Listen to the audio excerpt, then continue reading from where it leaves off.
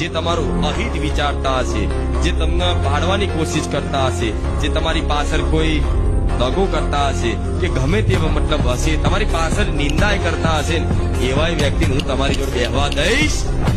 એટલે એવું ના કહેતા કે મારી તારી ભક્તિ ચાલુ કરીને તો હું તો એકલો પડ્યો, એટલે એકલા પડ્યા નહીં, મેં પાડ્યા છે. થાય છે ને આવું? હા, નકામાને બધા કાઢીશ ડિલેટ. હા, શું ખોટું?